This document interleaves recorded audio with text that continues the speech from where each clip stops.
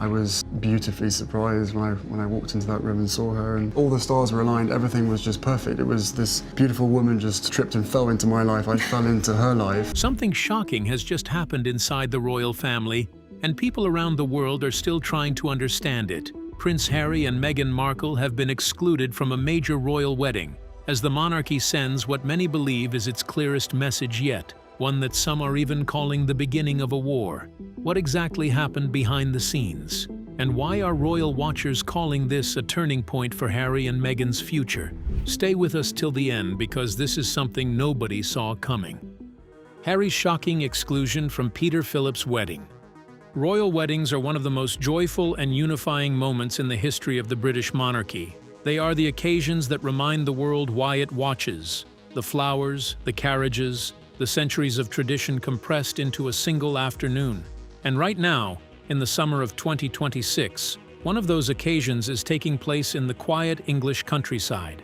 Peter Phillips, the son of Princess Anne and Queen Elizabeth's only grandson through her line, is marrying Harriet Spurling, an NHS paediatric nurse from Gloucestershire, on June 6th at All Saints' Church in Kemble, Cirencester. The King has been informed and invited. Queen Camilla has been informed and invited. Prince William and Kate have been informed and invited. But one thing that has the whole world talking is that Harry and Meghan have been informed, and they have not been invited. Now keep watching, because the reason behind this dramatic exclusion will shock you. To understand why this snub is gaining traction and being seen by royal commentators as nothing short of a declaration of war, we have to go back to 2008, because this story does not begin in 2026. It begins 18 years earlier, in the same family, at a different wedding, where everything between Peter Phillips and Prince Harry was entirely different. In May 2008, Peter Phillips married Canadian management consultant Autumn Kelly at St. George's Chapel in Windsor Castle. Peter Phillips and his Canadian-born wife Autumn stepped out from St. George's Chapel in Windsor. It was a significant occasion within the royal family. Peter is Queen Elizabeth's eldest grandchild, the first of her grandchildren to marry, and the ceremony at Windsor carried the full weight of that distinction. Autumn wore Princess Anne's festoon tiara. The Queen attended. The family gathered, and among those present, playing his part as a young cousin, sharing one of the most important days of his family member's life, was Prince Harry. Harry did not just show up and sit in a pew.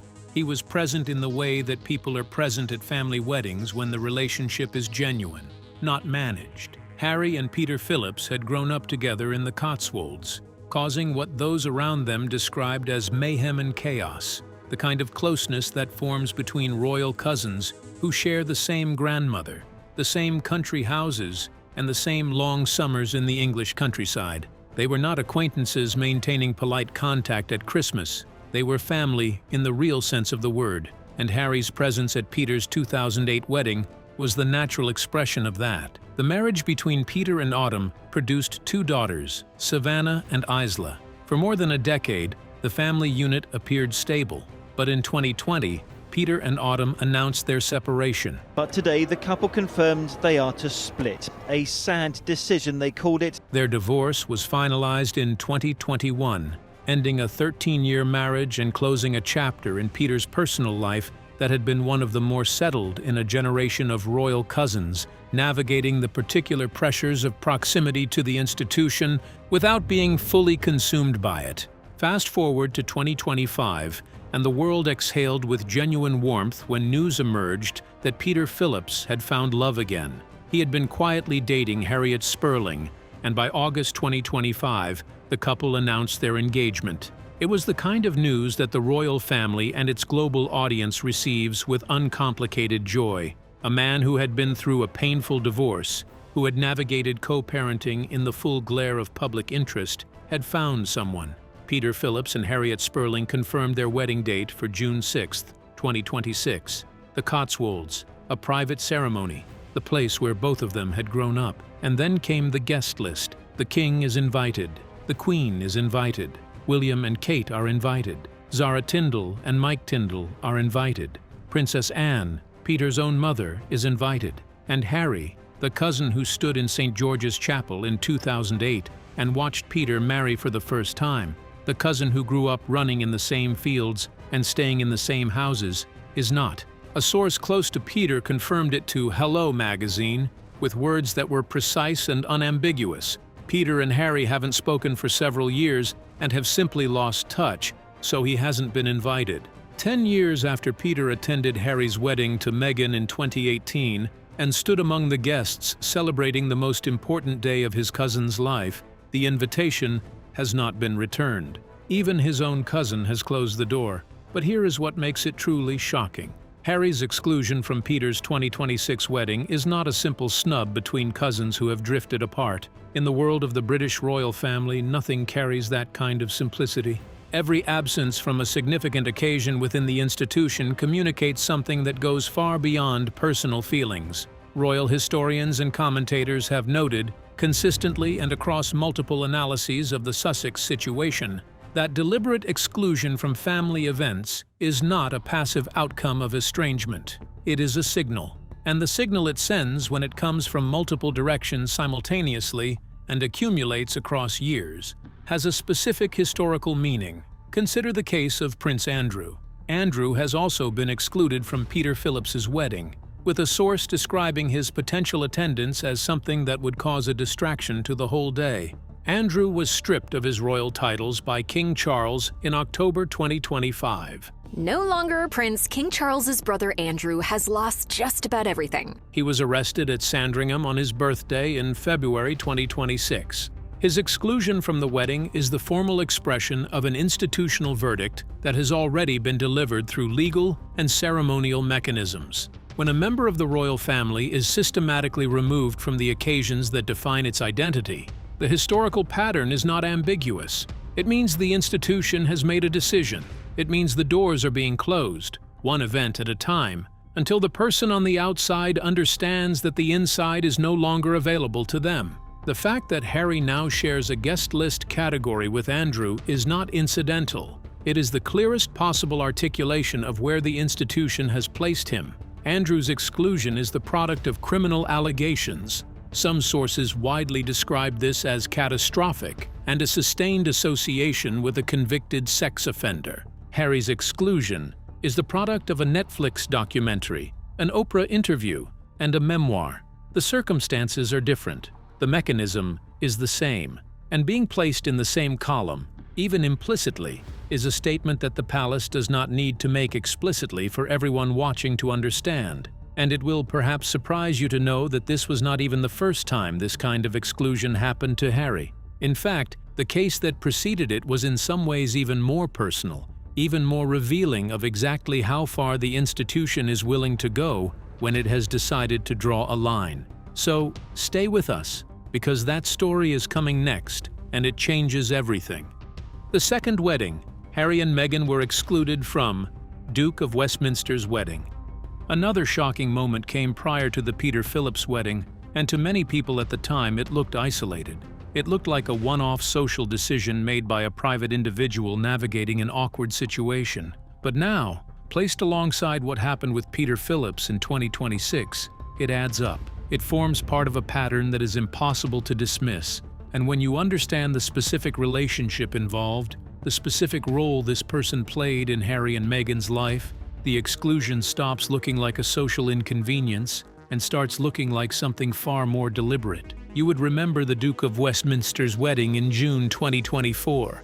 And if you didn't fully register what it meant at the time, you are about to. When you talk about the Duke of Westminster, one thing you should know is that Hugh Grosvenor, the seventh Duke of Westminster, is not a peripheral figure in this story. He is one of the richest people in Britain, heir to a property empire worth an estimated $12.8 billion. A colossal fortune of £10 billion, making him richer than King Charles. And a man whose family has been intertwined with the British royal family for generations. His mother, Natalia, is godmother to Prince William. Princess Diana was godmother to one of his sisters. He was publicly named as a godparent to Prince George in 2013, when he held the title Earl Grosvenor. He has been a close personal friend of both William and Harry since childhood, and in 2019, when Harry and Meghan chose the godparents for their son Archie and deliberately kept the name private in keeping with their decision to do things differently, the name that eventually emerged was Hugh Grosvenor. Let that sit for a moment. Hugh Grosvenor is the godfather of Archie, the person Harry and Meghan entrusted with their son's spiritual and moral guidance, the person they chose, above everyone else in their social world, to hold that role. In the language of the royal family, being named godfather is not a casual honor. It is a declaration of trust, of closeness, of a bond that is expected to endure. Harry and Meghan made that declaration about Hugh Grosvenor. And then, when Hugh Grosvenor got married, Harry and Meghan were not there. Not because they did not want to attend. The truth is that they were not simply invited. On June 7, 2024, Hugh Grosvenor married Olivia Henson at Chester Cathedral in what the Times described as the most royal, non-royal wedding of the year. The king was invited. Queen Camilla was invited. Prince William was not just invited but served as one of the Duke's ushers. Princess Eugenie attended. The cathedral was filled with the most prominent names in British aristocratic and royal social life, and Harry and Meghan, the couple who had chosen this man to be their son's godfather, were absent. And this is where it gets really interesting. The story of how that absence came to be has two competing versions, and both of them are telling in different ways. The first version, reported by the Sunday Times, is that Hugh made the decision not to invite Harry and Meghan in order to avoid a family clash that might overshadow the day. According to the Sunday Times, someone close to both brothers confirmed that Hugh had spent years doing something almost nobody else in their shared circle had managed, maintaining a genuine and active friendship with both William and Harry at the same time. That effort, sustained through years of public fallout and private estrangement, made his position ahead of the wedding uniquely painful. He had watched two men he cared about drift so far apart that having them in the same cathedral on the happiest day of his life had become an impossible proposition. He had hoped, the source suggested, that time might bring them closer before June arrived. It had not, and so the decision was made not out of loyalty to one brother over the other, but out of a desire to protect Olivia's day from a tension that Hugh had not created, could not resolve, and refused to let define the occasion. But that's not all. The second version, reported by Page 6 via a source close to Harry and Meghan, tells a different story. According to this account, Harry and Meghan actually received a save-the-date card months before the wedding. Harry called Hugh directly and told him it would be too awkward if he and Meghan attended. He made his apologies. Hugh understood. In this version, Harry and Meghan made the decision themselves, removing Hugh from the impossible position of having to choose. Whether that decision came from genuine concern for their friend's day or from the very real practical problem that Harry and Meghan face every time they travel to the United Kingdom, the security issue that Harry has challenged in court and that his spokesperson described as too great a personal risk, the outcome was identical. Harry and Meghan were not at Chester Cathedral on June 7, 2024, and William was, standing at the altar as an usher in the same cathedral where Hugh's sister, Lady Tamara Grosvenor, had married in 2004 in an occasion attended by Queen Elizabeth herself. The symmetry of the venue was not lost on those paying attention. Chester Cathedral has hosted the Grosvenor family's most significant moments across generations, and in June 2024, it hosted a ceremony that told a very clear story about who was inside the royal social world and who was operating on its edges. The absence carried a particular weight because of what happened inside the cathedral. William stood as usher. He was present in an official, visible, ceremonial capacity at one of the most high-profile social occasions of the year. He and Hugh were photographed together. The images circulated widely. They were the images of two men who had remained close, who had maintained the friendship that predated all of the drama, who were still standing in the same room at the moments that mattered. Harry and Meghan were 6,000 miles away in California. Their son's godfather got married without them. What made the situation even more layered was the context in which the exclusion landed.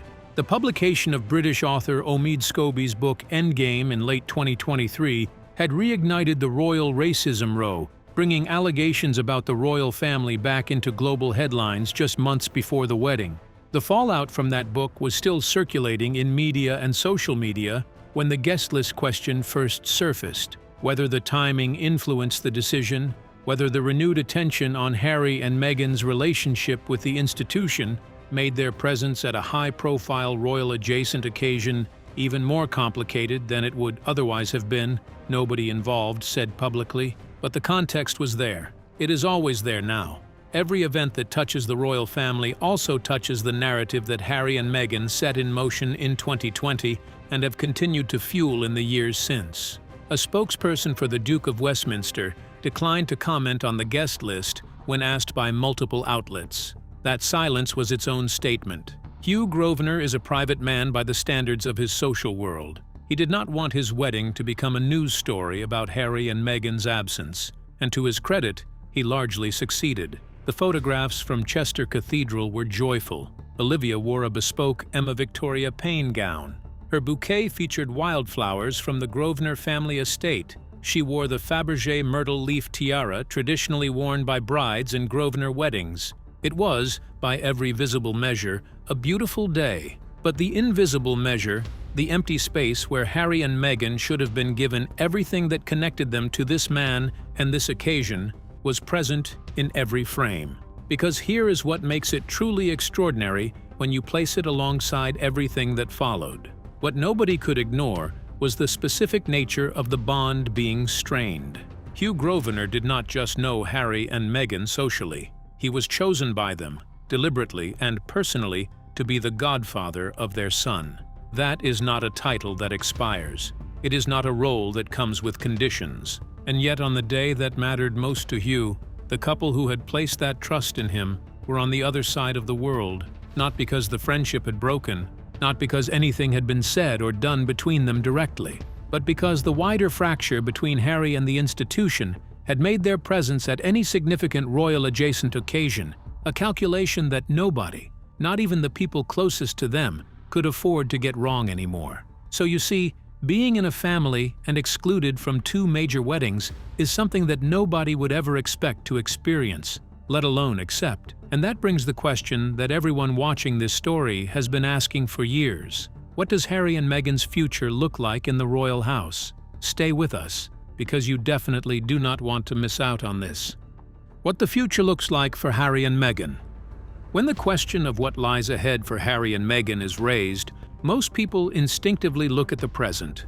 They look at the exclusions, the guest lists, the balconies, and draw a straight line forward. That is an understandable reaction. It is also an incomplete one, because the royal house is not a static institution. It is in the middle of a generational transition, moving from one era of leadership toward the next. And the question of Harry and Meghan's future can only be understood clearly from that vantage point, not from a snapshot of where things stand today. There are, in effect, two separate questions embedded in one. The first concerns King Charles, the second concerns Prince William, and the answers to those two questions point in very different directions. In the Charles era, the door has never been fully closed. That is not a sentiment, it is an observable pattern. When Charles announced his cancer diagnosis in February 2024, the King has delivered a personal message, cancer, and says that his cancer treatment can be reduced in the new year. Harry flew to London within days. The meeting at Clarence House lasted under an hour, and Charles left shortly afterward by helicopter for Sandringham. It was brief, it was constrained. It was also the act of a father who agreed to see his son. Then in September 2025, after 19 months without a face-to-face meeting, Harry returned to London for Invictus engagements. Charles flew back from Balmoral specifically to see him. They met privately at Clarence House for approximately 55 minutes over tea. When a reporter asked Harry afterward how the meeting had gone, his 5-word response was, "It went really, really well." That answer, simple as it was, carried the particular relief of a man who had not been certain what he would find on the other side of that door. A source close to Charles told Vanity Fair, "The King has always left the door open for Harry to come back to Britain. Charles genuinely misses him, and it pains him that there is a rift. The ball is in Harry's court." That framing, coming from someone inside Charles's circle, is significant. It places the responsibility for the next move with Harry and Meghan rather than with the institution. It suggests a father who is willing, who is waiting, and who has not issued any final verdict on the relationship. Every meeting between Charles and Harry, however brief, however constrained by schedules and protocol, and the weight of everything that has been said publicly since 2020, is a signal that this chapter is still being written, now to part that changes everything. The second question, the William question, is where the picture darkens considerably. Because whatever happens between Harry and Charles, Harry and William occupy a different territory entirely. Multiple sources across multiple outlets have confirmed that William remains the single most significant obstacle to any meaningful reconciliation between Harry and the institution. He has not softened. He has not reached out. He has not made any gesture, public or private, that suggests the position has shifted. The consequences of that position are already visible in the events that surround William's own presence. Harry and Meghan were excluded from the Earthshot Prize, William's flagship environmental initiative, despite Harry's well-documented history of environmental advocacy. They were absent from the global citizen events that William has championed as part of his public-facing work as Prince of Wales. And then there was the Diana statue unveiling in July 2021, one of the most personal and symbolically loaded occasions the brothers have shared in recent memory.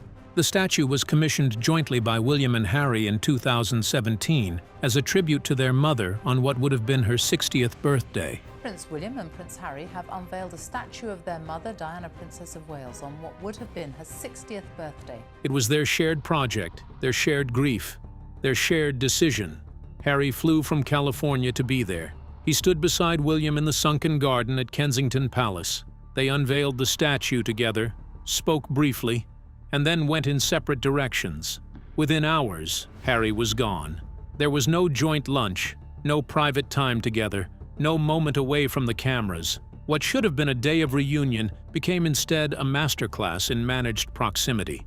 Two brothers standing close enough to touch and not really there for each other at all.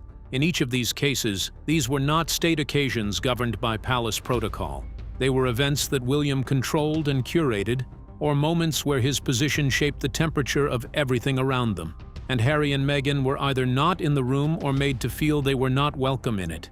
The pattern is consistent, and it is deliberate. When William has the authority to decide who is in the room, Harry and Meghan are not there.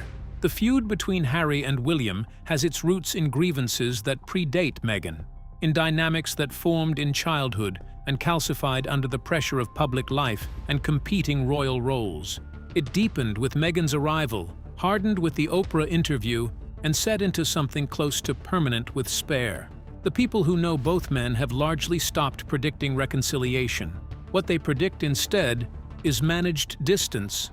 Two brothers who will appear in the same room at state occasions when duty requires it, and who will otherwise operate in entirely separate orbits. This is why the Charles window matters so much, and why Harry and Meghan appear to understand that it does.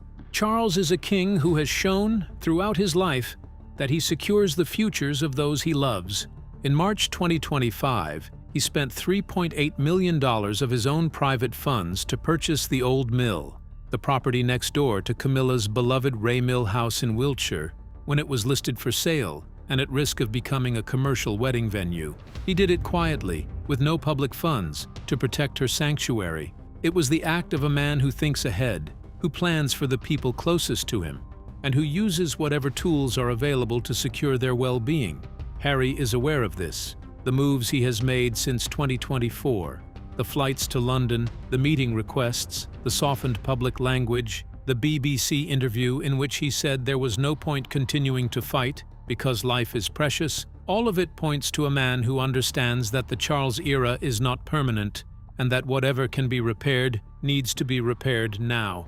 The opposition to that process is real, and it comes from a direction that will only grow in institutional authority as time passes. The window is open. It will not stay open forever. So Harry and Meghan should act now, because this is a potential war.